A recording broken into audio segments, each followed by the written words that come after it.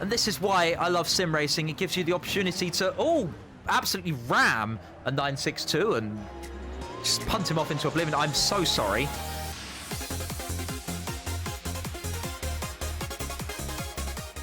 Hey guys, Adrian Racing here, back today with another video. So this weekend is Super Sebring, which marks the beginning of a new golden age of sports car racing for the top class of endurance racing. The hypercar class has finally come, and it has delivered in absolute bucket loads, both in terms of manufacturers, drivers, and the beauty and the sounds of the cars. And people are comparing what is now a new golden age of sports car racing to the best era of sports car racing, and that is the Group C era, when the cars were turbocharged monsters, manual gearboxes, weapons on the track, just wanting to destroy their drivers 24/7.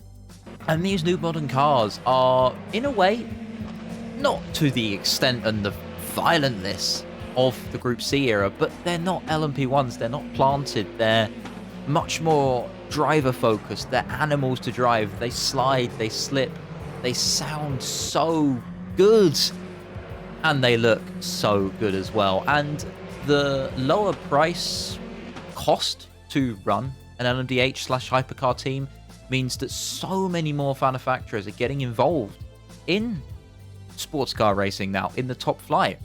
Porsche have moved away from GTs and started their new 963 program. There's Cadillac, there's Ferrari. Toyotas are still winning, of course. There's BMW in IMSA. There's just so much out there now that this list of manufacturers hasn't been seen since the Group C era, since the 80s. But what does that have to do with today's video? Well, everyone's comparing it to Group C era, so I thought I would do just that. I have hopped on to Assetto Corsa. We are going to fire up our VR headset sitting right down below me, and we are going to go and do a race in some Group C cars at Sebring, because why the hell not? That is what sim racing is all about. We're never going to be able to do that nowadays, but in the sim with VR, you can do that. So we have only a limited fraction of Group C cars available for Assetto Corsa. We've got the Mercedes, we've got the Mazda, and we've got Porsche. And I, of course, picked for the rotary goodness, because who doesn't want just triangle Dorito power? And we are going to go for a 7-lap race here at Sebring. So enough of me rambling on. Let's jump onto the track, and I will see you guys there. Alrighty, here we are on the grid. And what a cool sight this is, being at Sebring in a Group C car with a bunch of other ones ahead of us, and we are lights out and away we go for 7 laps here at Sebring. Oh, very nice start actually there. Of course, standing start would never have happened in these things, and already just look at the positions we're making. What a launch we had. And then we're going to slow it right down for T1. T1, probably one of the best corners anywhere in the world. Bumps, the angle, everything, the speed you carry. Just hear that thundering Sauber on our outside as we hop it down to second, down to first. This manual gearbox. God, this car sounds so good. What a cool sight ahead of us as we just understeer off and then get a big kick of oversteer. But look at all those cars just steaming ahead of us into the sunset. I couldn't resist it. Anyway, let's see if we can try and make a move on this Mazda here. Oh, he outbrakes us. We brake a bit early, but second phase of the braking, we're still there on the inside. Does he give us the spot? Yes, he does. He's still there on the outside, though, and we are clear. Short shift to second, try and get some traction going. Up to third. And now we are clear up to fourth gear. God, this car sounds so good. Oh, my God. I had to send him there. I didn't want to send him. Oh, they braked so early. That was a very late dive. Oh, we got a bit of oversteer. That's going to leave us vulnerable. Hit the turbo on that 962 ahead of us. And now down into Tower Corner. Always a tricky one. Oh, the understeer there. This car really not warmed up yet. And now up through the gears we go once again to the high-speed double left-hander. Can we take it flat? Yes, we can. But then early on the brakes into the chicane known as Le Mans. Through here and now through the right-hander. This is very important. We need to get a good exit out of here. so we can then carry the speed. That was awfully slow through there. Now we've got a Mazda in our mirrors. Check the mirrors and just look at that view. There's a plane overhead. Oh, there's helicopter. Oh, I love VR. I love VR. And now sunset. The corner sunset down to second gear. Oh, the bumps you can just see being shaken to bits. This track is an absolute test. Oh, the understeer on man and machine. This is a car killer. This is a person killer. The bumps, the ferociousness of the surface. It's what makes this track ever so special. And, oh, the understeer again. The setup is horrendous. That Mazda was trying to send one up the inside. Sebring has to be one of my favourite tracks anywhere in sim racing. iRacing, I love it. Well, this is a mod for Assetto Corsa. The scan, it's not terrible. It's not a terrible mod. It's not going to be iRacing's laser scan model, I'll tell you that for now. But it does a brilliant job of just conveying just how awesome this circuit is as we go very deep into the hairpin. But we're here to talk about Group C cars, and we're here to talk about the Sebring 12 Hours and what it's become now. And people comparing it to what is now the hypercar class, the LMDH, the GTPs, whatever you want to call them. And quite honestly, I'd happen to agree. Of course, I was not alive. I am a little kid when it comes to historic racing. But I have such an appreciation for this era of motorsports, and what I would have done to been alive in the 80s, to be my age in the 80s, to watch the racing, to see it live on the telly. And does the modern hypercars compare to this era? Honestly, I would say next year, yes. This year, there's still teething problems. The cars are breaking down. But while it doesn't have the violentness and the rawness of the Group C era, the sheer variety of manufacturers and the drivers, I mean, you're talking the best sports car racers ever being put into these LMDH machineries. People like Kevin Estra, Vantor, those drivers that absolutely drive the nuts off of GT cars being thrust into these prototypes to fight alongside the best prototype drivers.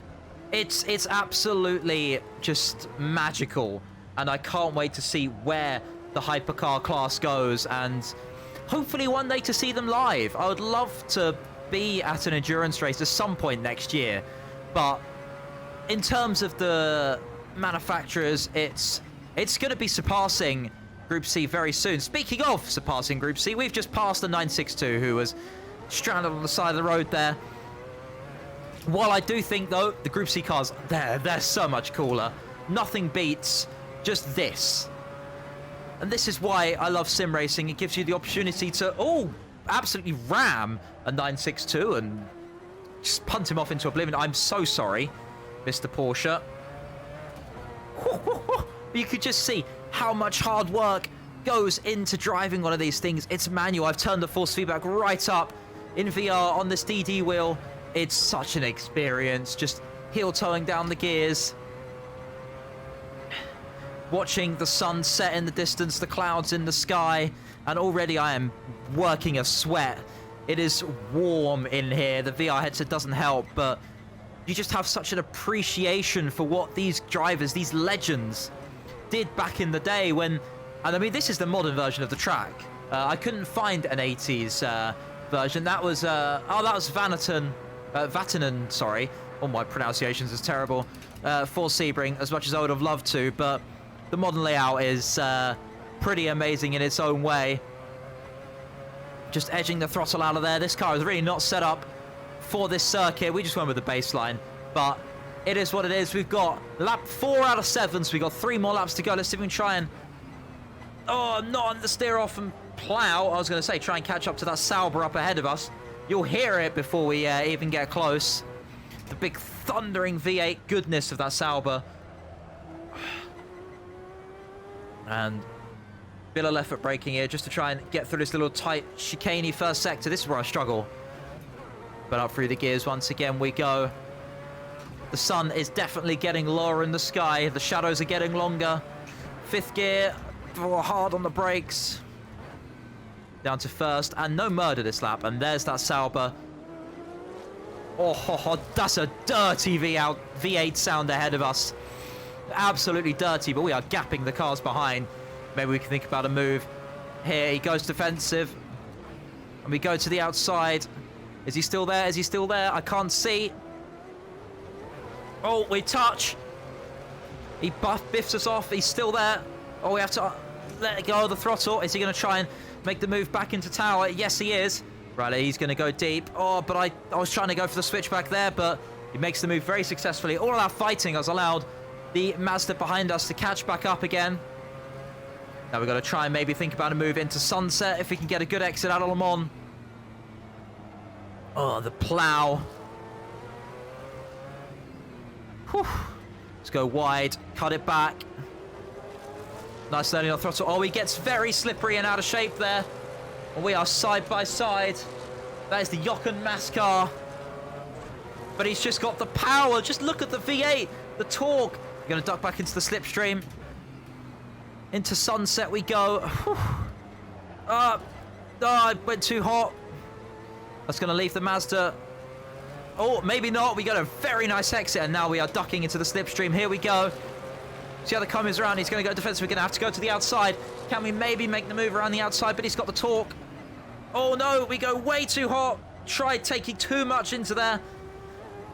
And that's going to leave us vulnerable to the Mazda once again. We still can't get past. That gives us 2 laps to go here at Sebring. Whew. And I am sweating like crazy, but you guys can't see my smile that I've got on my face right now, but it is massive. It is cheek to cheek. Just this experience is why I love sim racing. Now let's going to try and make a dive. Oh, I missed my gear. Heel towing down to first. There's another Sauber up ahead of us in that awesome livery. And we finally make the move. We finally make the move on the Jochen Mass car. Right, now we're going to try and get another Sauber. These are tricky to pass. They've got so much power and straight line speed and torque especially. Oh!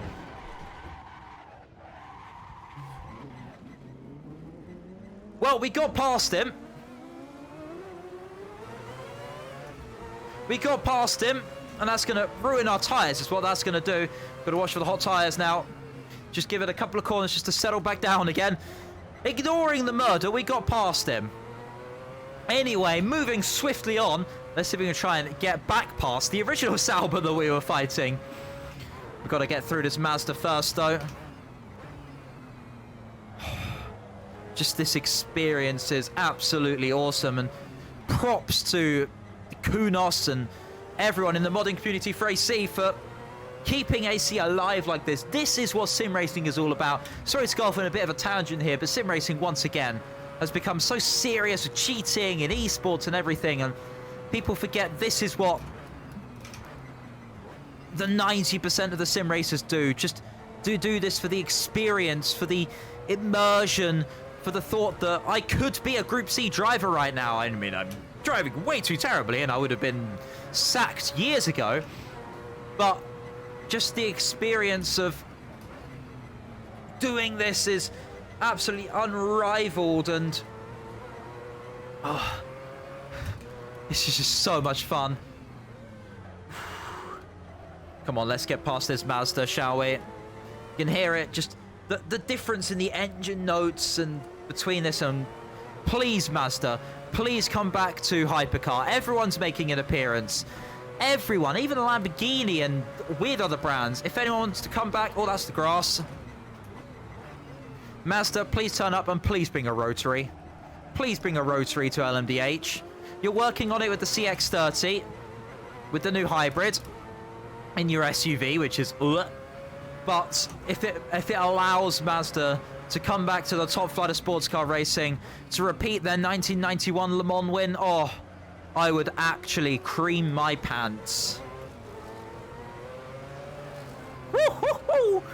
Big slide there.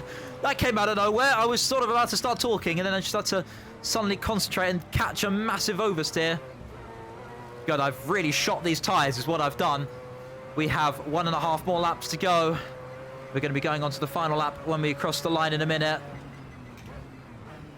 That Mazda is absolutely storming ahead. We've got to try and get past the Yokomas car once again. Let's go wide, try and get the cut back. In fact, we might be able to go around the outside there. Oh, he's all over the place. He had to get off the throttle. Oh, no. Oh, no.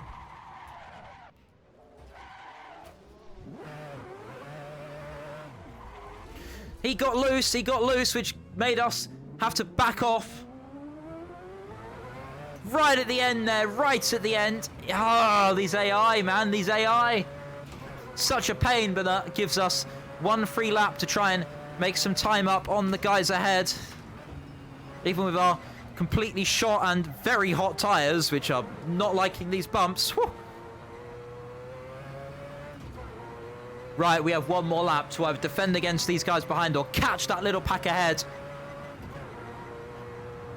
Let's see what we can do. Turn one, down to third. Turn it in, peel off the brakes. Missed the apex by a country mile, but who cares? Well, I care. I want to be better, but I ain't. But finally, we're out of the dirty air, so we can really try and unleash this Mazda. Come on, turn it in, turn it in, turn it in. Get on the power. There we go. These AI are absolutely awful when it comes to racecraft, but it's the best that we have available in sim racing right now. Down to the hairpin. Come on, turn it in, turn it in, turn it in. There you go, on the throttle. This is what the 963s felt like in the Sebring 1000 miles yesterday. Those tyres, they were absolutely murdering them tyres.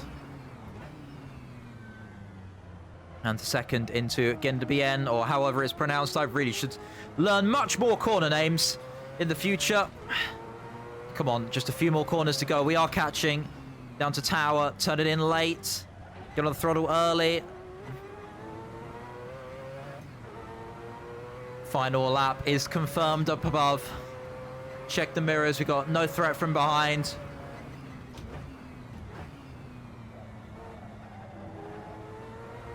Whoa. Unless I give myself a threat from behind. Oh, don't bounce off that curb. It's lethal. Well, we're not going to catch the pack ahead. We only have one more corner to go as the sun sets upon the horizon. And what a race that was. That was so much fun, despite the mild murder and being murdered by the... well, actually, that was the same car. Both of them Saubers. As we round the final corner and absolutely drift the hell out of it. And we come across the line to finish 13th. 13th out of 30. That's not too bad. But... wow. Whew. Wow. I love VR. I love sim racing. Whew. Alright, so there we are, guys. That was, well, so much fun. And to basically go back to the point that we kind of missed out there in the video, I was just having... So to go back to the point that I kind of got a bit distracted from by during that video of, is a modern hypercar class as cool as Group C? Well, in a way, the cars... no, but yes. They're cool in their own way. They're not these downforce maniac, which are the LMP ones. They are old school. As I said, they move around. They are tough to drive. But they're not deadly like the Group C cars, and we will never see that again in racing. That is a matter of fact.